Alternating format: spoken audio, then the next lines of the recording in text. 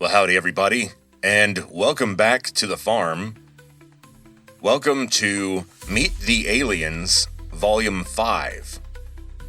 Today we're going to catch up with what our creepy friends have been up to. And, again, more on the mystery of where are they coming from, and exactly which humans have interacted with them. We know they've been pretty busy. Maybe not the aliens themselves, but definitely the people who have had interactions with them, or their technology, or anybody who's been affected by the program, as they call it, which is the extra-governmental, technically illegal apparatus that handles observation and tracking of UAPs and of UFOs, and, of course, dispatches crash retrieval teams whenever they spot something strange coming out of the sky. I think we're going to hear a lot more about this year and next year. Some of you may have seen that in a recent interview, former President Obama was asked whether aliens were real. And Obama's answer was a little bit strange and was scrutinized by a lot of people. His exact quote was, "Aliens are real, but I have not seen them." So note that he didn't say, "Oh, I believe there are aliens out there.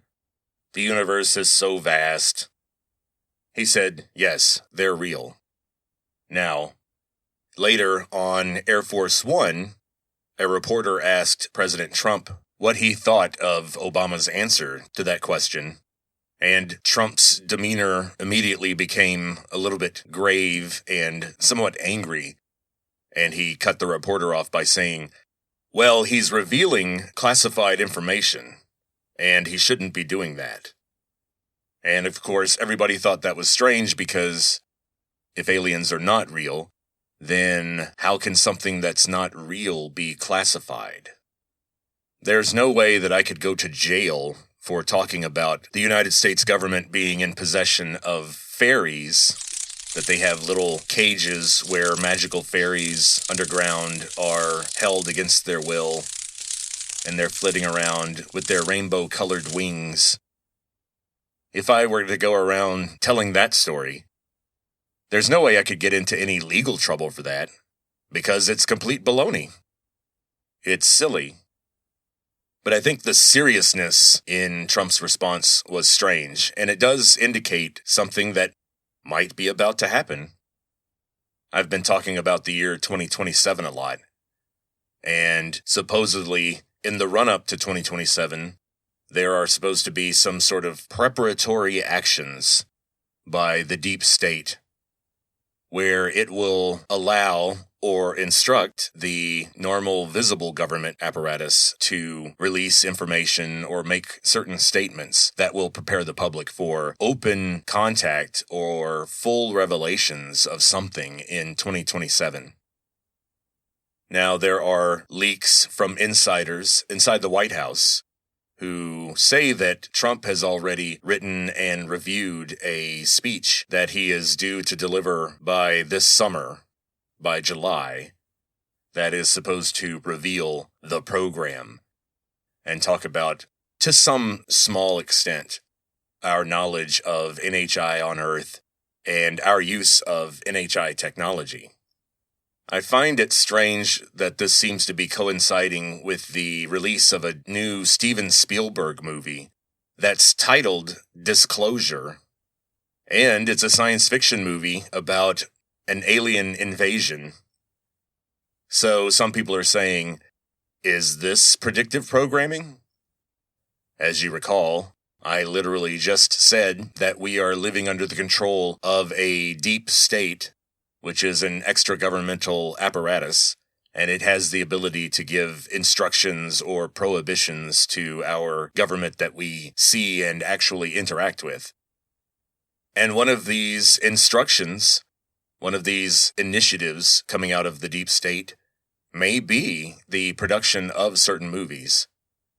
Now, maybe Steven Spielberg has been sort of captured by the deep state since the 70s when he made Close Encounters of the Third Kind. I think that movie had a huge effect on me as a child. I saw it in the theater when it was released in 1978. I don't remember much about it. I don't think I understood it as a child.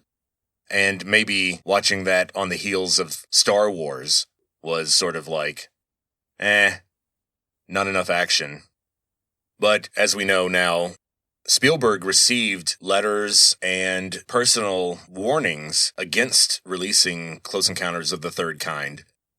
There was a letter, a very lengthy letter from NASA that Spielberg received while making the movie, asking him to omit certain things and warned him that the content of his movie could cause a public panic. They always say that. But as I've said before, nobody really cares about this subject that much. Nobody cares about aliens. After disclosure, some people will just talk a lot about it, and then most people will just go on with their lives. Maybe the powers that be understand people better than I do, but I don't think that there's going to be any kind of panic. So there's my 2 cents. I think all this disclosure hype is going to turn out to be a big nothing burger, as they say in the media now. But I'll be interested in watching Steven Spielberg's movie. It may be predictive programming, as they say.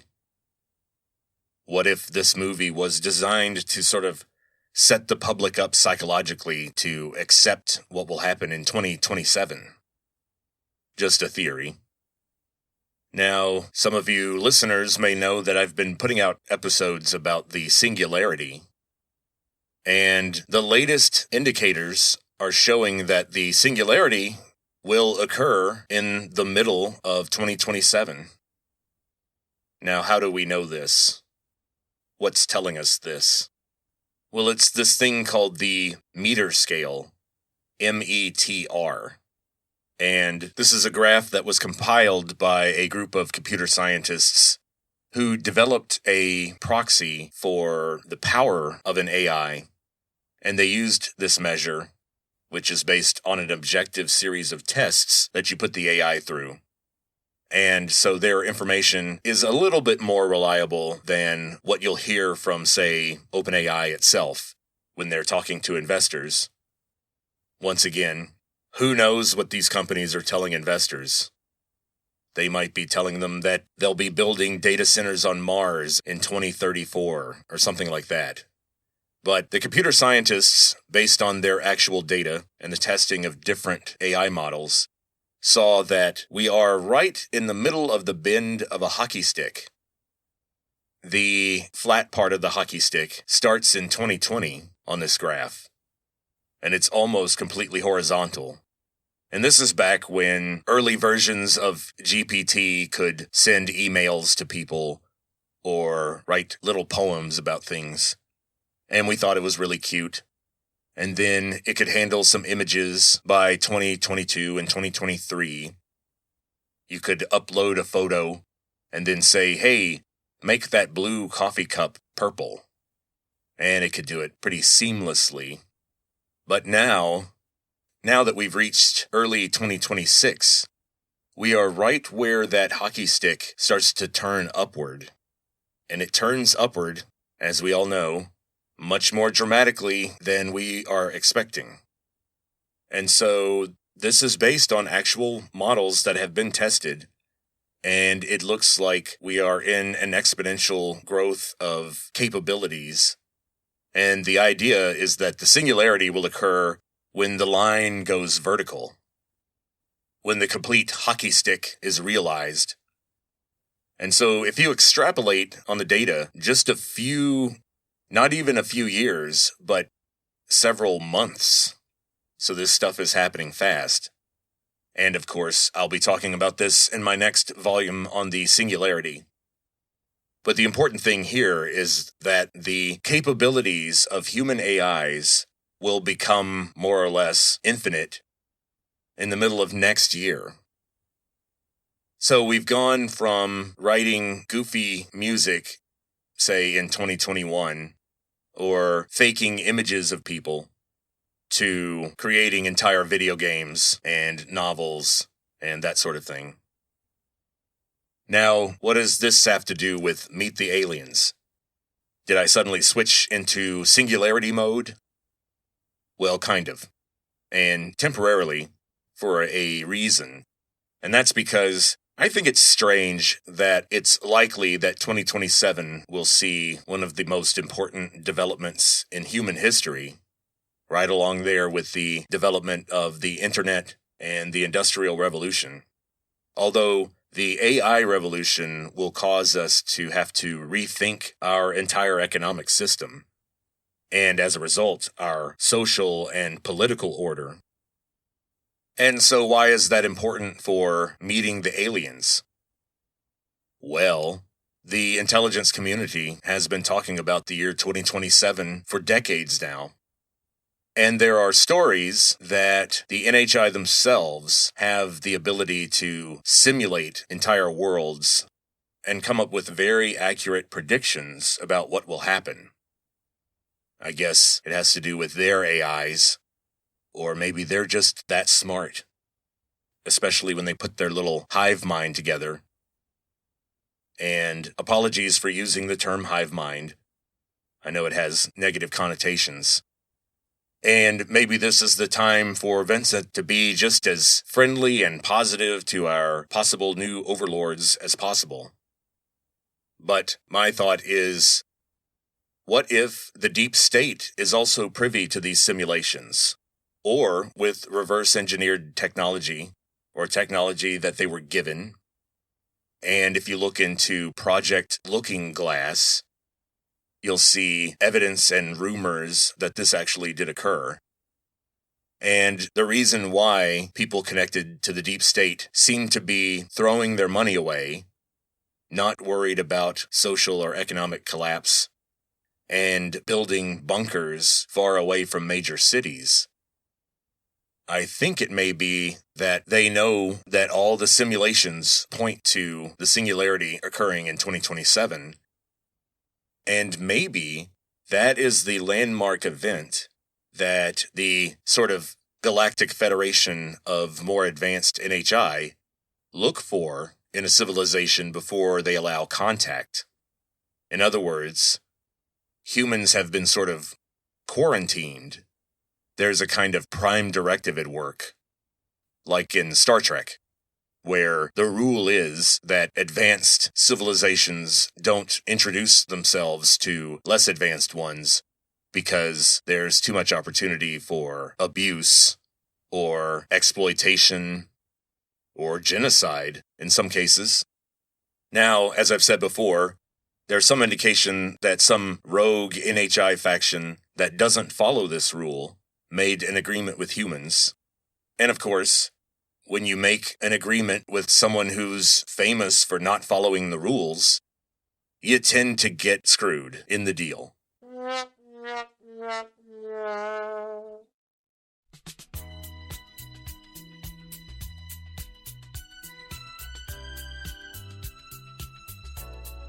And apparently in the late 70s, our relationship with that faction fell apart because of the extensive and excessive and uncontrolled nature of the abductions.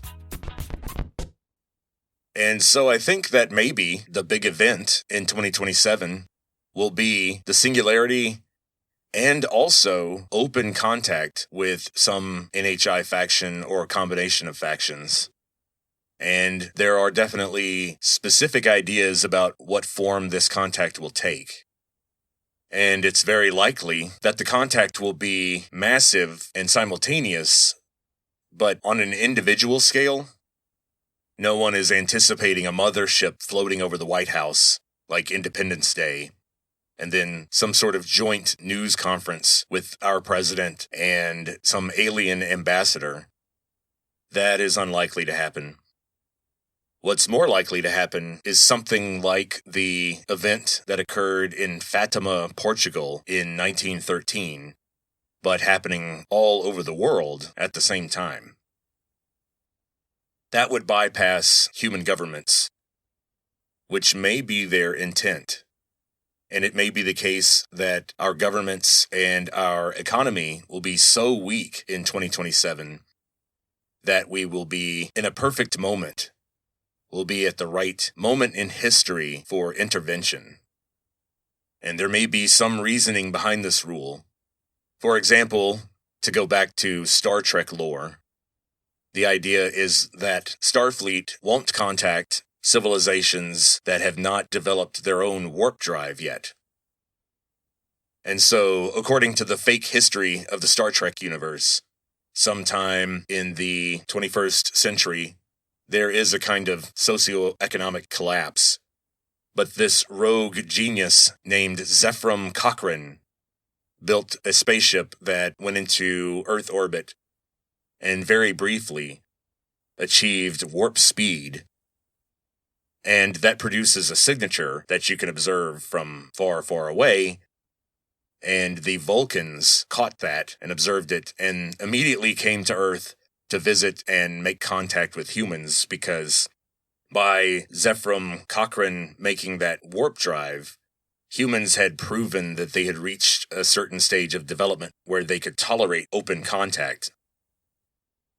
And so, in the world of ufology, there is that idea that we have to reach a certain threshold before the NHI are revealed openly. And so, what else has been going on in the world of NHI? Let's talk about a few random NHI-related things that are going on in the news before we move on to the main subject,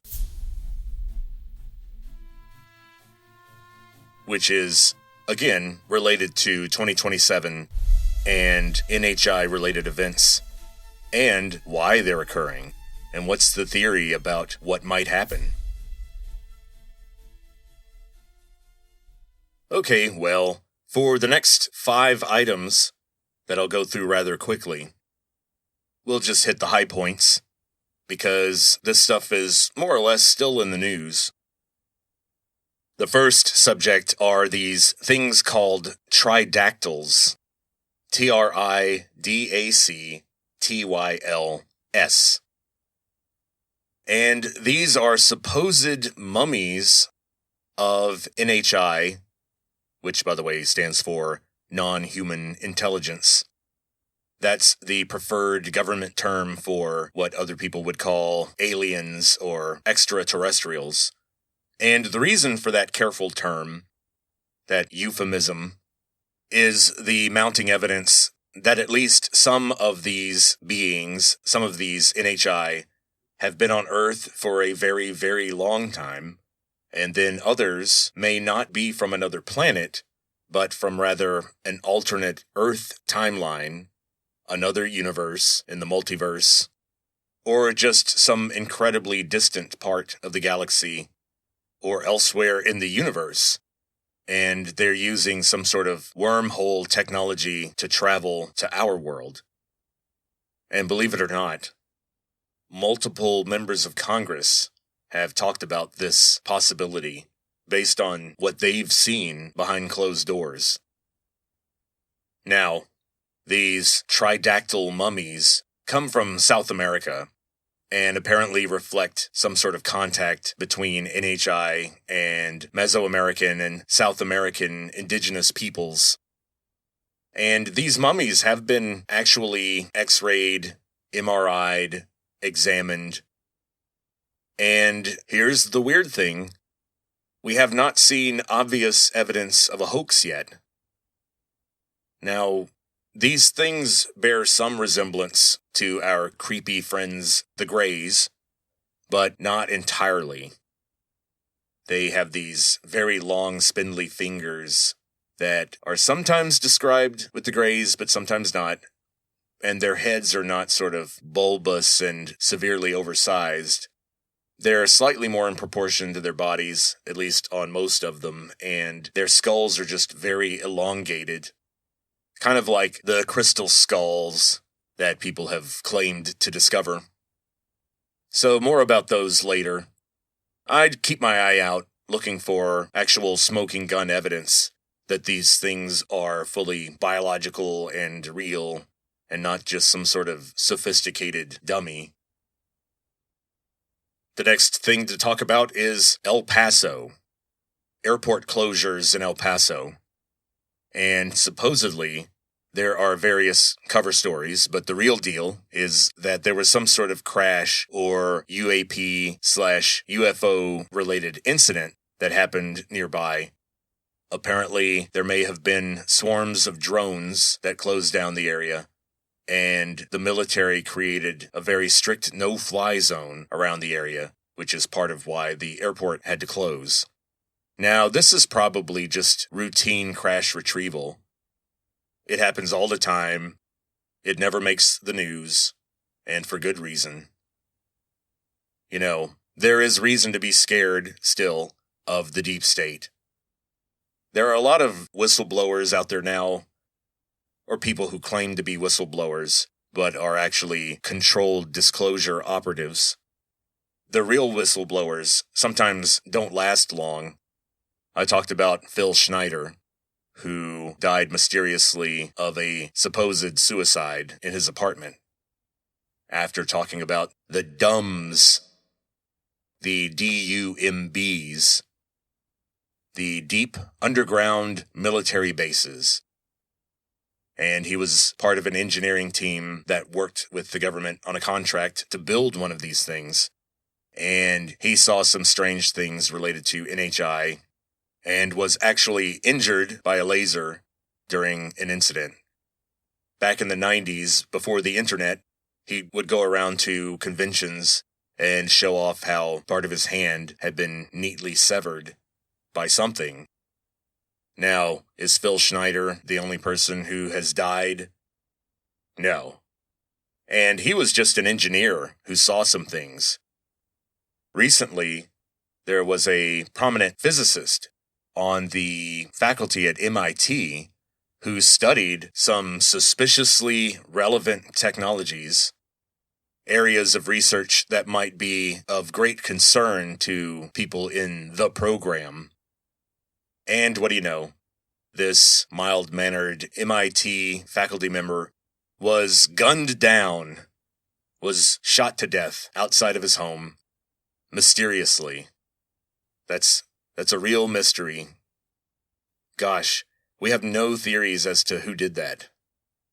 Now, moving on to some academic papers.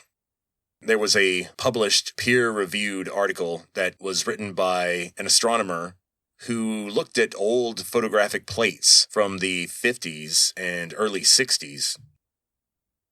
They were just routine photographs of the sky, and she was able to prove that there were strangely behaving artificial satellites above the Earth before Sputnik, before humans had launched any satellites of their own. This paper passed peer review, and despite lots of detractors and critics, the evidence is pretty strong. And of course, in previous volumes of Meet the Aliens, I talked about the secret knowledge that our government has that there are thousands of objects in orbit that seem to be technological in nature, but not created by humans.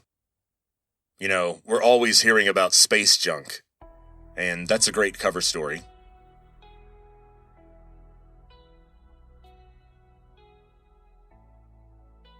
The next academic paper was published by our friend, or maybe our frenemy, Dr. Avi Loeb, an astronomer from Harvard, and it's about, of course, 3I Atlas, which was the subject of another previous volume on Meet the Aliens.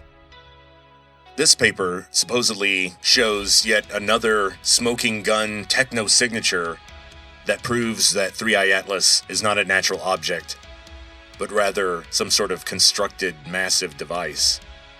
And the evidence he's pointing to are new indications that all of the light that is emanating from 3I Atlas, which has been shown to be artificial and not just reflected from the sun, Dr. Loeb shows that this light is coming from 3 point sources on the object.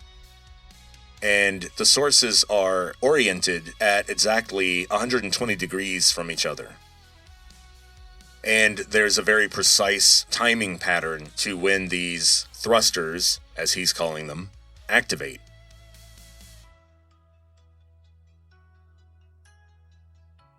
And they appear to be maintaining a particular attitude of 3i Atlas in relation to the sun. In other words, these thrusters are being used to keep 3i Atlas pointed at the sun for whatever reason.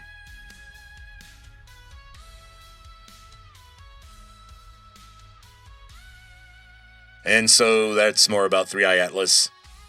And just know that supposedly by the spring of this year, 3i Atlas will have exited the solar system, never to be seen again, presumably.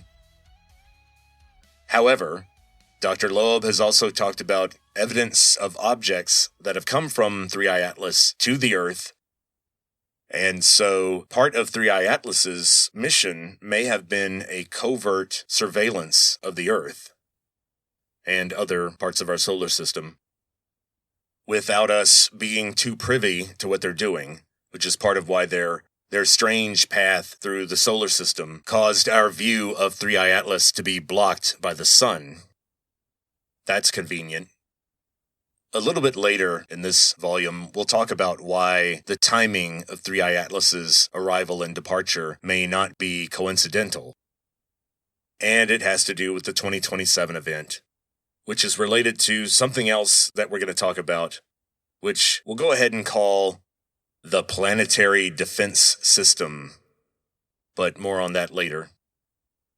First, we'll talk about another academic paper that came out talking about magnetic anomalies on the Earth.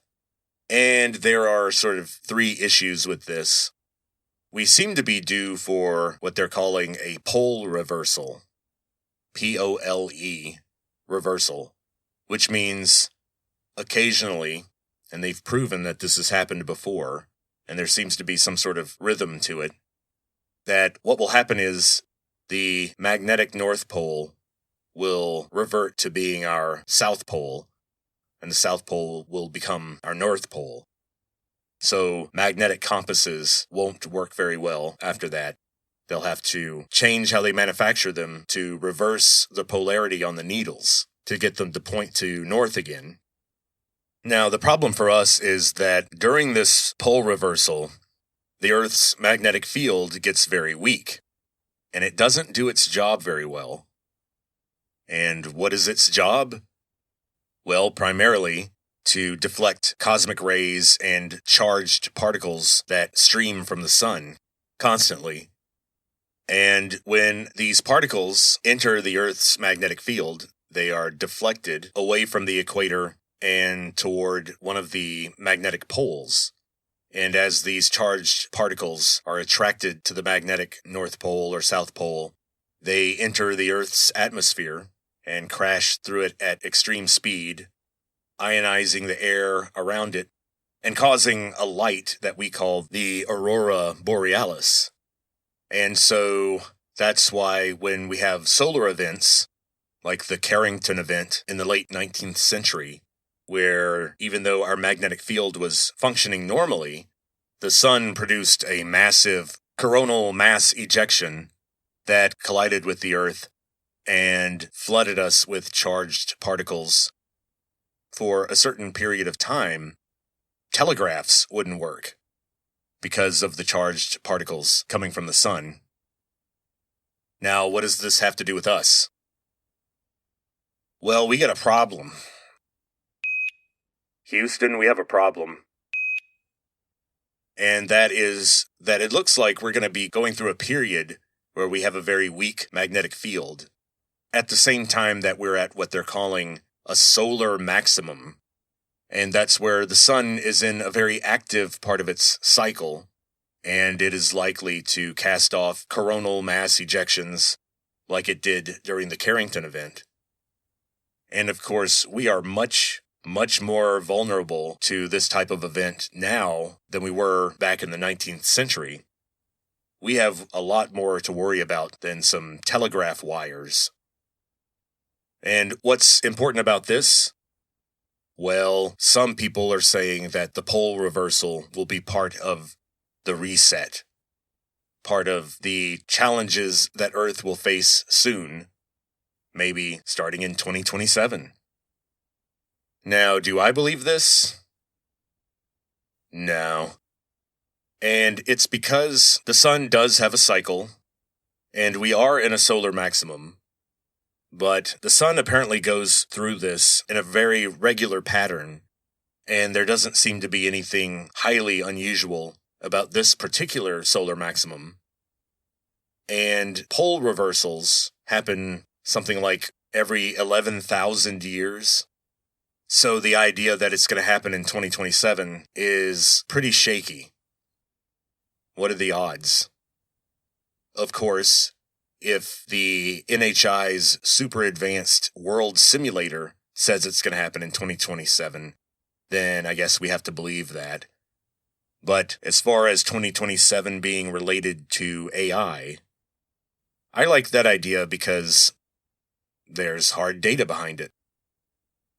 Okay, so that's some of the random NHI-related stuff that's in the news now. Now let's talk about the planetary defense system.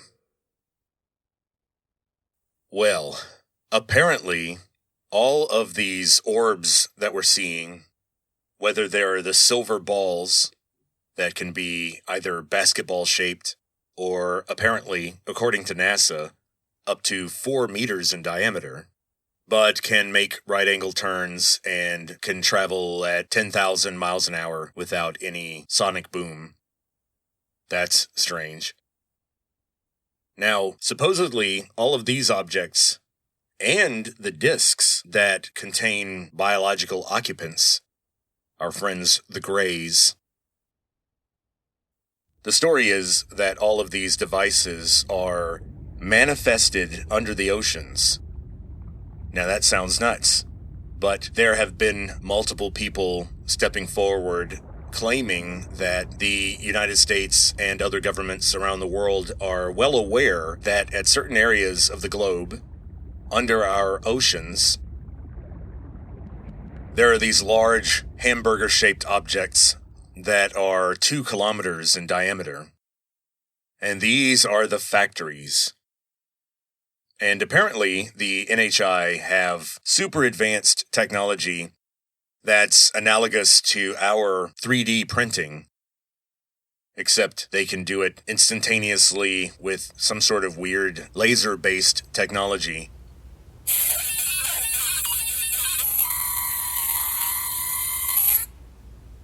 And the ships are produced all at once, all in one piece, instantaneously. And here's the weird part. The biological occupants, the little Greys, are 3D printed right along with the ship. So when the ship appears, poof, inside the facility under the ocean, supposedly, the little pilots are sitting in their little seats already, ready to zip up through the water and go on whatever creepy secret mission that they're on. Now, how do we know about this? Here's the problem. Houston, we have a problem. These leaks happen on 4chan, and of course, that invites a lot of doubt because 4chan is a bit of a cesspool of disgusting or inaccurate information. But 4chan has very strong protections of anonymity, and so people who want to hide their identity will often choose 4chan. The latest whistleblower / possible LARPer and liar claims that they consider the pilots of these vehicles to be just, quote, biological avionics, end quote. In other words, the Greys inside the ship are kind of considered just part of the ship, and the ship is highly intelligent on its own, and likely has a very powerful AI built into it. And there's some indication that it's sort of built into the walls of the ship itself. When you can just assemble something all in one piece instantaneously, there are some design options that are available to you that humans don't have. Now, the orbs, when they're seen at night, appear to be bright lights and are sometimes mistaken for ball lightning. And they were called Foo Fighters by pilots during World War II. And, of course, this reflects the extreme ramping up of UFO activity in 1945. Now, the reasoning for that was the development of nuclear weapons. And when we set off the first atomic bomb in New Mexico in 1945, that set off alarm bells in the planetary defense system, because apparently one of its jobs is to keep the planet habitable for a broad variety of life, and nuclear war would cause a major reduction in the amount of life on the Earth. So they don't want that, and not because they're going to be so sad because of all the individual humans who die. It's just bad for the experiment for some reason. It's not good in terms of their goals. I guess a nuclear war would severely postpone the apotheosis, which is apparently their goal on Earth. Now, there's this idea that this planetary defense system, which was installed 4,000 years ago, ramped up in 1945, and will cease to function in 2027. What do you know? There's that date again. And some indication of the failing capabilities of this planetary defense system are the appearance of what are called jellyfish UFOs. And these are orbs that have sort of parts dangling from them. And so if you think of half an orb with, wires and some sort of like long hanging devices underneath the half orb, you do have something that looks a lot like a jellyfish. And so imagine this thing zipping 9,000 feet over Mosul and being recorded by military cameras. And of course, the drone flap that seemed to center on New Jersey, but did extend all over the world, including Austin, in late 2024, really accelerated the depletion of this system for some reason. Some of these drones were made by humans, but a certain percentage were NHI drones. And apparently, we came very close to nuclear war during that time. And nuclear weapons were being transported and activated, and that's what ramped up the system. There's another theory, though, that a dirty bomb was in New Jersey or being constructed somewhere in New Jersey, and the plan was to detonate the bomb inside New York City, causing a massive death toll. And so that's the theory, that this was all trying to prevent a nuclear incident. Now, why is losing this defense system a problem? If these orbs and disks stop being printed in 2027, what does that mean for Earth? Well, that brings us to what's called the dark forest hypothesis. Now, the dark forest hypothesis contends, it holds, that the universe is actually a very chaotic and dangerous place. And highly advanced civilizations, very smart civilizations, i.e., not us, carefully hide their presence in the universe. They don't use radio waves because they can leak from the planet and be detected elsewhere. And they just kind of keep quiet and stay to themselves, because there are certain factions of highly advanced NHI that do apparently go to different planets and harvest resources or abuse the indigenous populations. And it has apparently happened on Earth before. Apparently, this planetary defense system allowed human civilization to develop after the development of agriculture to the point that we have now without interference from NHI factions that would want us to go another direction. Now, it appears that in 1954, there was some interference from a rogue NHI faction. But in the past, before the 4,000-year mark, before the planetary defense system was installed, we were visited and occasionally exploited by NHI. NHI who communicated with humans and used them for their own purposes. And this may be the origin of human sacrifice. This may be the origin of a lot of early human religions. This may be the origin of stories about beings coming from other worlds and interfering in human affairs. We have the mention of the men of renown, the strange beings that mated with human women in Genesis. We also have the mention of the Watchers in the Book of Enoch, which is not in most canons. But it was written and widely distributed and followed in antiquity. It is a message from the past. And then, of course, in Mesopotamia, you have the stories of the Anunnaki. Now, once this planetary defense system is installed, and we're not sure who installed it, and it appears to be guided by an AI, and not any group of actual biological beings that live under the ocean.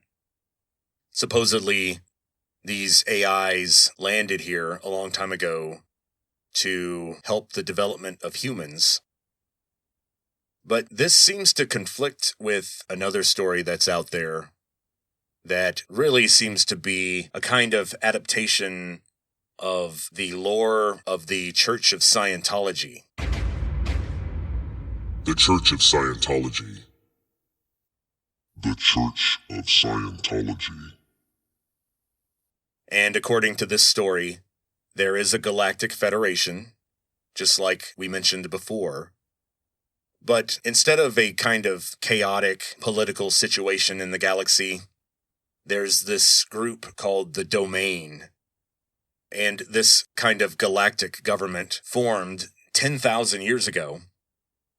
And long story short, to kind of speed this up, the TDLR version is that Earth was infected with the souls of the political and criminal prisoners of this empire. In other words, Earth is quarantined not to protect it from more advanced civilizations while we develop, but rather Earth is quarantined because Earth is a kind of prison. So the Buddhists were right. In Buddhism, Earth kind of is hell. And the goal is to escape the cycle of rebirth, to not be stuck in hell for eternity.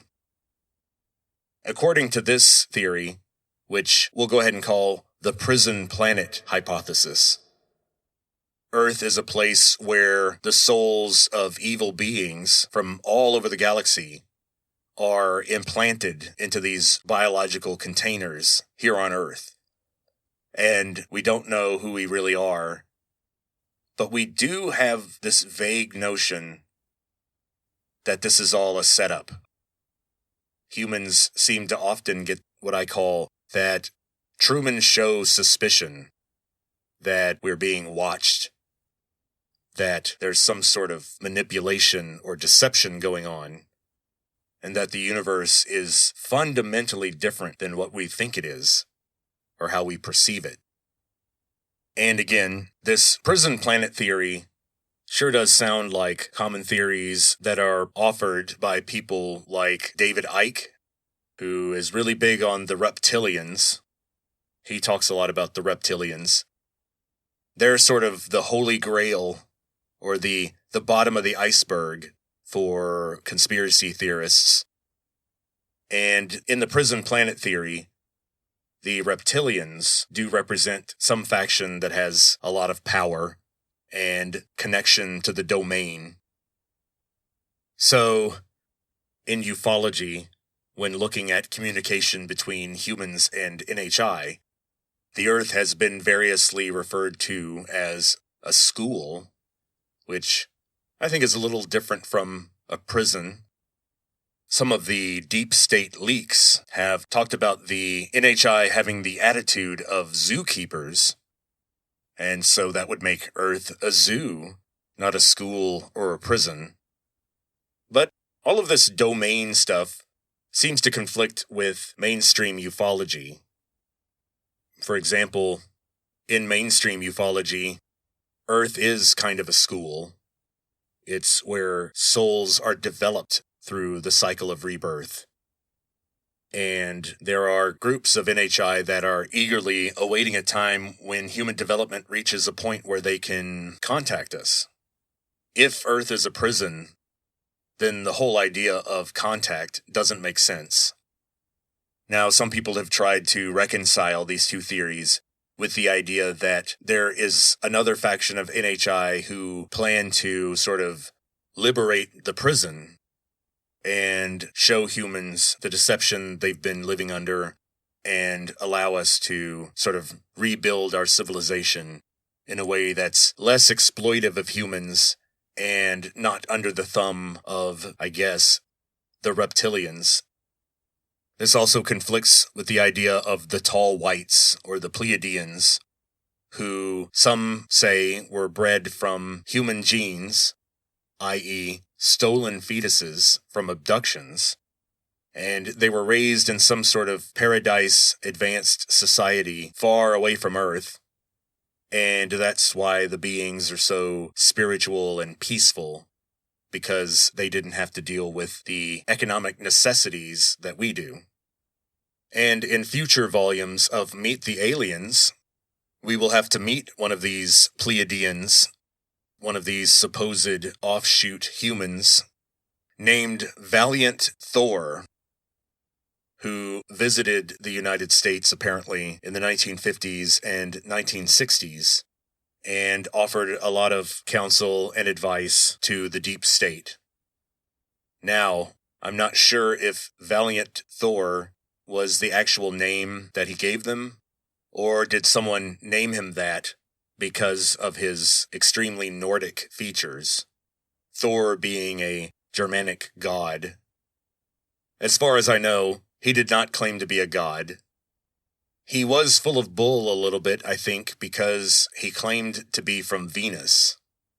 And if the Valiant Thor story is true at all, then I think it's another example of the NHI being absurd or evasive, as one leaker stated, when it comes to their origins. They are never straightforward about exactly where they come from. Now, is this because Earth is known to be full of aggressive, evil beings that are on the verge of developing technology that could threaten other NHI? This may be an example of the dark forest hypothesis at work, where it is commonplace for NHI to hide their origins and try to keep their home planets a secret because they don't want to be followed back. They are concerned about attacks or incursions or abductions or manipulation from other NHI factions. So clearly, we seem to be in the dark about a lot of what's going on in our universe. And hopefully that doesn't surprise anyone. Humans seem to be very limited in terms of our perception of what the universe really is like. And this reminds me of a snippet of a conversation with an NHI that supposedly happened where the NHI stated that humans would be contacted openly after humans, quote, understood what space really is. And based on recent observations of the James Webb Telescope, it's clear that we don't really understand the shape or structure of the universe, and our estimation of its exact size, the actual distances between objects, and in particular, the age of the universe is very much under question now. And so we have a long way to go. It's frustrating for me, for someone who is so into learning about the universe, someone who is so committed to trying to understand the world. It's frustrating knowing that there's all this information out there that I don't have access to. Or maybe, biologically, my brain couldn't comprehend it. That would be frustrating. And that brings us to recent discoveries, i.e., academic papers that are being published by astronomers about what black holes actually are, their actual structure, and how this may relate to dark matter. Now, I'm not sure that I'm ever going to do an entire episode on all this physics stuff. I don't think people would be interested for very long going into too much detail about this. But as I stated in another episode, just know that we are revising our understanding of black holes, and that black holes may be entire universes. And when a star or some massive cloud of matter collapses into a singularity,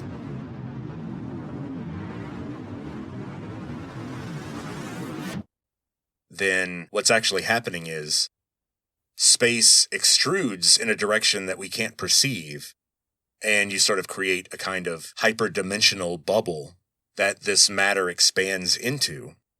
And that's what we call a Big Bang.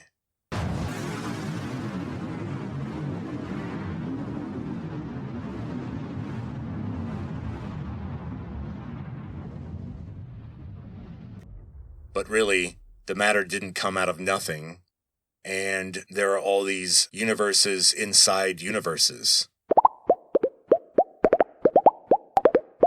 which is kind of crazy to think about. As you may have heard, at the center of most galaxies, apparently, is a supermassive black hole, and they have detected a supermassive object at the center of the Milky Way. However, a recent paper came out showing that it may not be a black hole, but rather a clump of dark matter. And physicists are coming up with better theories all the time as to what dark matter might be. The best thing I've heard recently was a clump of what's called singlets, which would be matter made directly of groups of quarks that would create matter that's far more dense than what we're used to. And with the right combination of quarks, the material would be completely inert in terms of electromagnetism, so it would not give off or reflect light or radio waves or anything like that. And that's where we are now in terms of NHI. There's all your alien updates for now.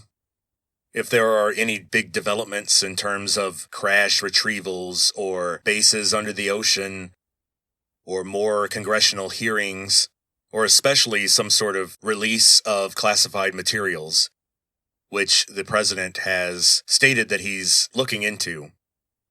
However, I am extremely skeptical that we'll get anything really, truly substantive from this upcoming dump of documents and photos, apparently. But if something really cool is included in all of that, then we'll do another episode. So, until Volume 7 of Meet the Aliens, try not to get abducted, but if you do, try to bring your cell phone on board, get a couple of pictures, grab a tool here and there to bring back for analysis. You know, we need some hard evidence here, guys. And I would also recommend that all the young, able-bodied people out there go out and join the Space Force, because it's going to become a lot more important in 2027 once the planetary defense system that we were gifted by some ancient NHI ceases to function, and then mankind must face the dark forest alone. Are we going to be ready Has all this reverse engineering paid off? I know we've got those TR-3Bs, the anti-gravity black triangles, that are still classified. But what else do we have? Are we going to have to repel an invasion sometime after 2027? Or could you argue that we've already been invaded, and that starting in the 50s, we fell under the control of some rogue NHI faction, and we're actually going to be liberated from that control sometime in 2027? But who knows? I think that by that time, by mid-2027, economic uncertainty, political chaos, and general poverty might cause people to say, I do not care about aliens. Don't want to hear it. We might be at a low point in human history because of the singularity. And so, more on that later. We're in a weird time in human history, folks. I always think of that supposed ancient Chinese curse, and you could say, may you live in interesting times. Well, this just might be the most interesting time in human history, in terms of how high the stakes are, how complex the problems are, and in all these theories, the possibility of human extinction keeps popping up. It's unsettling. Who knows what a civilizational reset really means? But that's the phrase that some people have used. But I'll be watching out for new developments for you guys, and we'll talk more about our creepy friends in Meet the Aliens Volume 6. And so, until then, talk to you later.